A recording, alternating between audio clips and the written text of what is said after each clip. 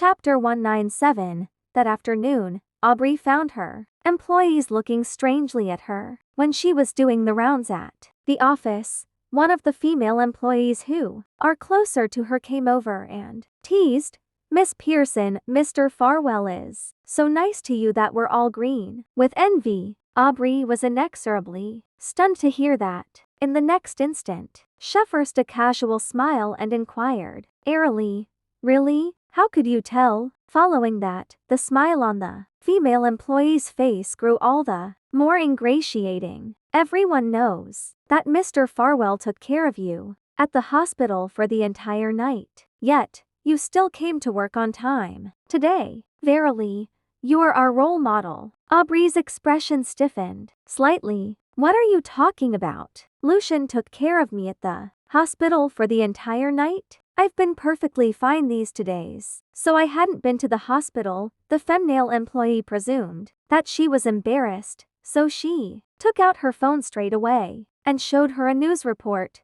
"Don't be shy. It's already in the news, so the entire world knows about it now." Only after saying that did she belatedly remember to show some concern for her employer's health. She sheepishly asked, "Oh yes, what happened to you last night? Weren't you just fine in the afternoon? Why did you suddenly go to the hospital at night?" Aubrey merely cast a swift glance at the content on the phone screen when she glimpsed the headline that read, "Mr. Farwell accompanied his fiancée to the hospital in the middle of the night and took care of her for the entire night." The puzzlement within her grew. At the employee's question, she fibbed, "Oh, perhaps I ate something bad last night. I'm fine now. Go back to work." The female employee uttered a few more platitudes in feigned concern. Before going back to her workstation, Aubrey returned to her office with a grim expression on her face. She immediately logged onto Twitter and searched for news related to Lucian. As soon as she entered his name, a news report popped out. It read, "Mr. Farwell accompanies his fiancée to the hospital, proving their relationship intimate." The other headlines that popped out underneath were pretty much similar. She proceeded to click on the first link, and the comments had already exceeded 1 million. The most popular one among the news report was one posted by a renowned entertainment page in the industry. The news report read, "Last night, Mr. Farwell personally drove his fiancée to the hospital and carried her in a bridal carry the entire way. What an attentive boyfriend." At 8:00 in the morning today, the two of them got into Mr. Farwell's car, accompanied by Mr. Farwell's daughter. His fiancée has a close relationship with the little girl, so it seems that wedding bells are near. 2 photos were attached beneath it. The first photo had a night backdrop, and it was of Lucian carrying a woman in, striding toward the hospital entrance. Meanwhile, the second photo was taken at the hospital entrance with Lucian standing in front of the car, while the woman climbed into the car with a child in her arms. Judging from the clothes and figure, the woman in the 2 photos was obviously the same person. Merely looking at those 2 photos alone indeed gave off the impression that the people in the photo were very close. In fact, the second photo seemed like a family of 3. However, as the fiancée in question, Aubrey had no knowledge of the entire matter. Not only had Lucian been avoiding her because of the news report previously, but the woman in the photos was also someone else entirely.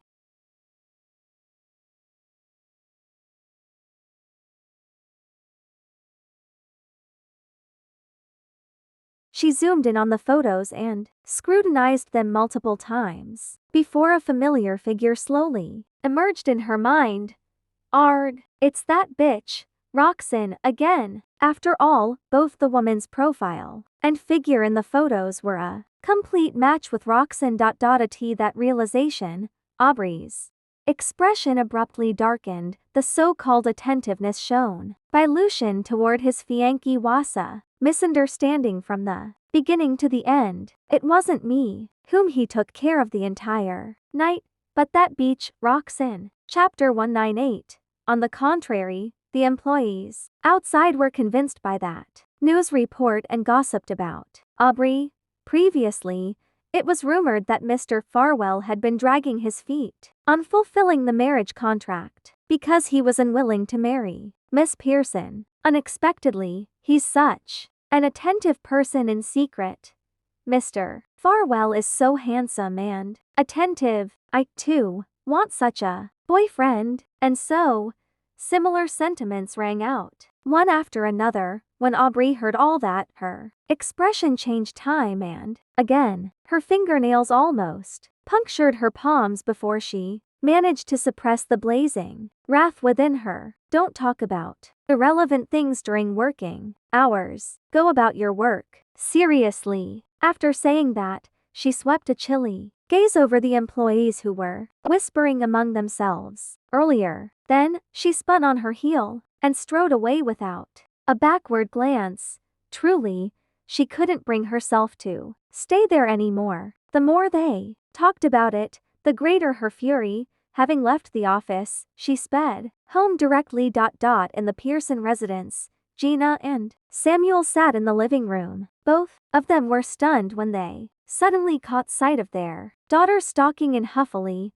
What's wrong, Aubrey? Who offended you at the office? That Samuel thought it was a work issue and was about to give his daughter some advice when Aubrey cut him off coldly. Work, schmirk. All you talk about is work. If you're so eager to have the company do well, shouldn't you be enthusiastic about marrying me into the Farwell family? But why do you have no idea about Lucian's movements? At her remark, Gina and Samuel's hearts sank.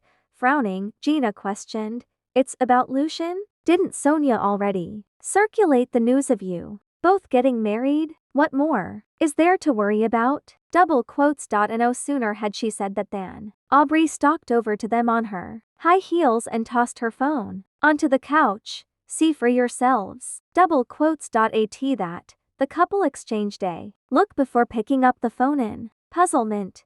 The instant they saw the content on the screen, both their faces darkened. They usually watched financial news reports and rarely paid attention to entertainment news. Therefore, it was the first time they saw the news of Lucian taking care of his fiancée last night. Naturally, they knew that their daughter was at home the whole of last night. Besides, they could also tell that the silhouette in the photo wasn't of her at all. Who was the woman in the photo? Gina asked with a frown. Aubrey's chest heaved violently. She swept an icy gaze over the phone screen without saying a single word. Receiving no response after a long time, Gina pressed, "Who was that woman? Was it that woman with the last name Jarvis?" Other than Roxanne, she couldn't think of anyone else. The mention of Roxanne, Aubrey replied through gritted teeth. It was that bitch, all right. Never mind that she embarrassed me during the banquet back then, but my impending marriage with Lucian is already public knowledge now, yet she's still clinging onto him shamelessly. Fortunately, the photos taken by the media are blurry, and not many can tell that it wasn't me. Otherwise, I'd be a laughingstock again. At that thought, her face flushed bright red with fury. Her hands, hanging by her sides, balled into fists, her nails embedding into her palms. Although Gina had long since harbored that guess, her expression still turned as dark as night when she heard that confirmation from her daughter. She thought that the marriage between the two families would be a guaranteed thing after news of Lucian and Aubrey's impending marriage leaked out. Never had she thought that things would still be variable, and never knew that Lucian and that woman are so close. Don't panic, since everyone is saying that it was you. We'll just feign ignorance, Gina ordered, lifting her eyes after a long moment. Aubrey naturally wouldn't take the initiative to humiliate herself, so she agreed with a frosty expression. Chapter 199. Aubrey, Gina and Samuel discussed for a long time before coming to a consensus to have Sonia resolve the matter. After all, Sonia was the most supportive of Aubrey marrying into the Farwell family, and Lucian would still obey her to a certain degree. In consideration of that, Gina asked Sonia out right away. You're here as well, Aubrey? What would you like to eat? Tea's my treat today. Sonia didn't notice anything amiss, taking her seat across from them with a smile. Aubrey's smile was a tad forced. Thank you, Mrs. Farwell, but I don't have much appetite today. After saying that, she despondently lowered her head and placed both hands on her knees, twining her fingers toward her. Seeing that, Sonia queried in concern, Are you not in a good mood? What happened? However, Aubrey merely pursed her lips and shook her head. At that, Sonia looked at Gina in bafflement. Gina's smile was likewise forced. She took out her phone and logged onto Twitter. This time, she didn't even have to search before she spotted the news report on the trending list. She tapped on it right away and handed the phone to Sonia. Look at this headline. Sonia's heart clenched at both their expressions, but still, she reached out and to okay it. A smile bloomed on her face when she saw the contents of the news report. Elle just knew that they make the perfect couple. Lucian will definitely treat Aubrey all the better after getting married. She vaguely found it strange when she again glimpsed the expressions of the two women across from her, but she couldn't fathom the reason. Sure enough, she didn't even realize that the woman in the photo wasn't Aubrey.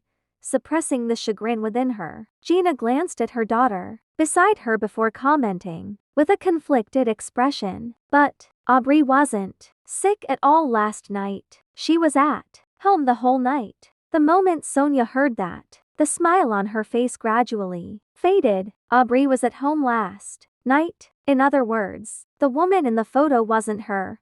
Then, who else could it be? She stared at the photo on the screen intently, a vague conjecture surfacing within her. It was uncertain whether her presumption helped things along, but as she looked at the woman in the photo, the more she felt that it was Roxanne. Forcing a smile, Gina put on an understanding expression and ventured, I was afraid that there's a misunderstanding, so I'd like to ask whether Lucian has a cousin or something. Otherwise, this is really quite unacceptable. At that, Aubrey finally lifted her head and waited for Sonia's answer with an aggrieved yet hopeful expression. The sight of her prospective daughter-in-law suffering such a grievance, a wealth of guilt swamped Sonia when she glanced at the photo of her son carrying another woman once more. She couldn't bring herself to tell Aubrey about the identity of the woman in the photo. A long while later, she enunciated, no matter what news of the wedding has been circulated, now that such a scandal has broken out, our family is indeed at fault. Don't worry, Aubrey. I'll definitely talk to Lucian. Such a thing will never happen again in the future. Aubrey's gaze darkened slightly, but she nodded docilely. Sonia hadn't the temerity to tarry there, so she got up and left with huge strides after taking her leave from them both. In the blink of an eye, Aubrey's expression darkened entirely. After returning to the Pearson residence, she couldn't help looking at that news report again, especially the comments. One read, Wow, Mr. Farwell's bridal carry is perfect. His fiancée is so lucky. Another read, While the resolution of the photo is horrible, I can still see that his fiancée's aura and figure are incredible, as expected of Mr. Farwell's woman. And so it went, without expectation. They were all lauding Lucian's attentiveness toward the woman in the photo and how they make a perfect match. Seeing the comments increasingly steadily, Aubrey pressed the lock screen hard. The screen went black at once. A moment later, a muffled thud rang out in the room. The phone that was initially in Aubrey's hand lay on the floor. The screen cracked. Chapter 200. Roxanne had just gotten off work when she heard the employees in the research institute discussing Lucian and Aubrey's marriage. Mr. Farwell is so attentive. He actually took care of his fiancée for the entire night. If it were my boyfriend, he would never do so. Most importantly, he's handsome and rich. His fiancée is beautiful as well. She resembles Dr. Jarvis quite a bit, so she must be a beauty. Similar sentiments drifted into the air. The group of researchers chatted as they walked. When they caught sight of Roxanne, they even bid her farewell. "See you tomorrow, Dr. Jarvis." Smiling, Roxanne answered them one by one. However, she couldn't help feeling puzzled. Upon hearing their discussion, Lucian took care of his fiancée the whole of last night, but he had been with me the entire time last night. When did he meet up with Aubrey? Just when she found it strange, Colby came up to her from behind. "Are you free tonight? How about having dinner together?" Abruptly snapping back to her senses, Roxanne flashed him an apologetic smile. "I still need to rush over to the kindergarten to pick my kids up, so I'm afraid I'll have to take a rain check another day, perhaps. When the project concludes, I'll treat everyone to a meal." When Colby heard that, a glimmer of disappointment flashed across his eyes, but he said nothing in the end. Talking about the project, he exited the research institute with her. As Roxanne didn't drive to work, she could only hail a taxi by the roadside. A moment later, Colby's car slowly came to a stop in front of her. "Did you not drive?" In response, Roxanne shook her head. "Where are you going? I'll give you a ride. I don't have anything to do tonight anyway, and it isn't easy to get a taxi here." Colby's smile was warm and gentle. Roxanne hesitated. For a second, she glanced at the time, only to see that it was indeed time Archie and Benny got off school. Thus, she didn't decline but opened the car door and got into the car. No sooner had she settled into the car than she received a call from Harvey again, inquiring about the project's progress. She explained things to him briefly and succinctly. After hanging up the phone, she was just about to put her phone away when a push notification popped out. The headline read, "Mr. Farwell drove his fiancée to the hospital in the middle of the night and kept her company the entire night." Seeing that, she inexorably recalled the situation last night and the employees' discussion earlier. Unbidden, she tapped open the link. Right after doing that, 2 blurry photos entered her line of sight.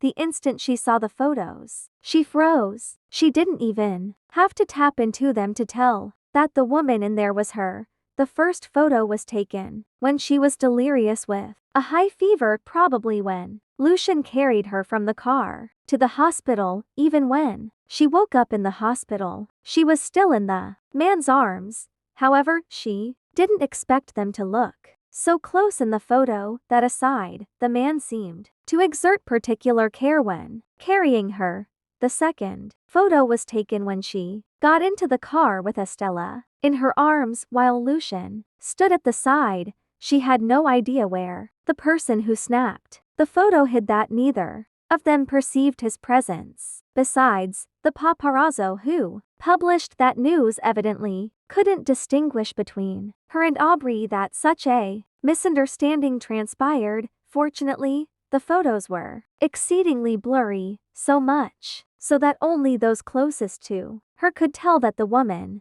in them was her.